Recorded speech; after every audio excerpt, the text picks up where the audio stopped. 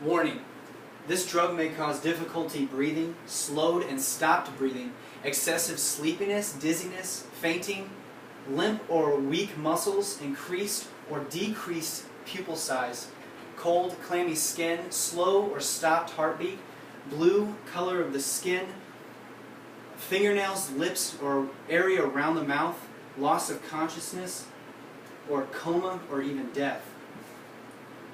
According to the book Marijuana Legalization, globally, between 125 to 200 million people use marijuana in the course of a year. That's 3 to 4% of the world's population aged 15 to 64, making cannabis by far the most widely used substance.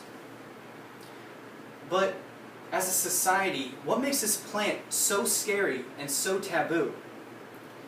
Well, we'll get to that answer in a minute. But today, I'm going to bring up some points that may change your mind about this plant and open your mind to the revolutionary power that will not only change the drug industry, but quite possibly change the economical growth of our country. Oh, and you remember those symptoms that I listed off earlier? Well, those are the side effects of a prescription drug called Oxycontin. Now let's take a closer look at the 9-leafed plant and let's see what it's really made of. Marijuana is an American term for the dried flowers and leaves of the plant Cannabis sativa. There are thousands of strands or breeds, and each one makes the body do different things and react differently. For example, soothing and relaxing to enhancing qualities, and even clear thinking and productiveness. As a matter of fact, research has proven that many of the myths that we've grown up with, such as marijuana is a gateway drug, and even that it kills brain cells, has been proven to be false. There are two types of chemicals in marijuana. Now the first one is the more widely known, and that's known as THC. This is the main psychoactive ingredient, and it's commonly the part that gets you intoxicated. The higher levels of THC, the greater the sensation of being high. In the 1970s, the average plant consisted of 1% THC. However, today, the average plant consists of 13%. Now, don't let that alarm you. Unlike prescription drugs and alcohol, you can't overdose on marijuana.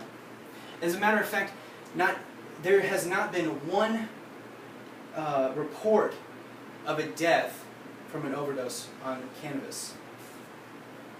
And according to Robert Gable, a psychology in the psychology department of Claremont Graduate University, he estimates that if there is such a dose, it must be at least 1,000 times the amount typically consumed.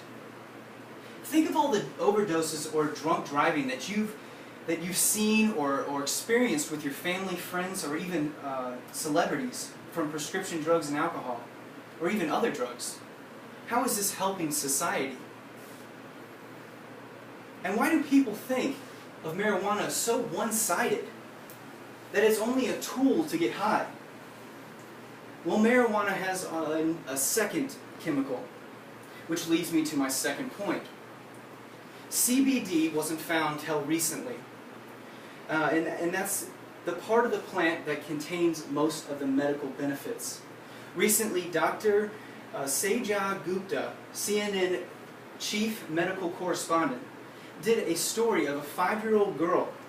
Now this girl would have seizures, and had seizures beginning at the age of 1.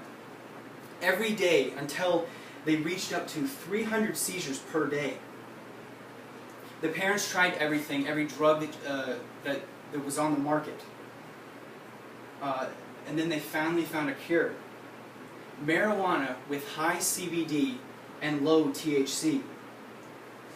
Almost within minutes, the child's seizures just stopped. And it's now reported that she's only having 1 seizure every week. with the forms of consumption, inhaling, eating, lotions, lip balms, there are so many ways for people to cure their diseases without prolonged doctor visits. Anything from anorexia to glaucoma, insomnia, pain management, and there have even been reports of it curing cancer.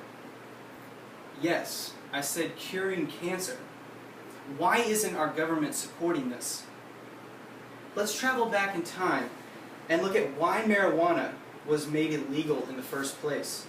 Marijuana has been traced back to as far as 8000 BC for ropes, medical uses, and even clothes. That was a partial reason why our country was founded, to supply England with marijuana. But in 1937, a man by the name of Harry Anslinger, the head of the Federal Bureau of Narcotics, started the war on drugs. Due to several incidences that involved African American men that performed criminal acts under the influence of marijuana. He has even been quoted saying, "There are 100,000 total marijuana smokers in the United States, and most of them are black, Hispanic, Filipino, and entertainers. The satanic music, jazz, and swing results in marijuana use. This marijuana use white women to seek sexual relations with blacks entertainers. This resulted in the Marijuana Tax Act of 1937, outlawing cannabis. Also, the movie Reefer Madness would spread the fear-mongering messages about the untrue evils of marijuana. In the 1970s, the United States classified the plant as a Class 1 substance, which ranked it with opium, heroin, and cocaine.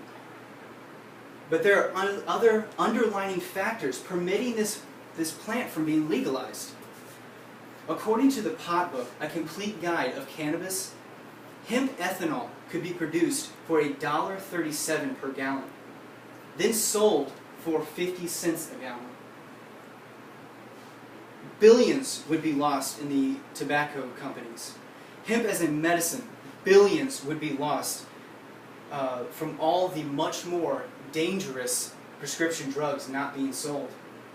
Hemp as a much cheaper, stronger fabric. Money would be lost with the cotton industry. The lumber industry would suffer because of the cheaper, more effective hemp paper.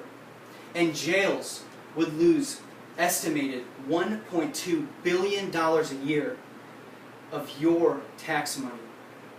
That's about 40,000 prisoners at about $30,000 per year, per prisoner per year. As a matter of fact, this was said by Alex Jones, radio host and conspiracy expert, and he says this about the war on drugs. The war on drugs is a total scam. Prescription drugs kill 300,000 a year.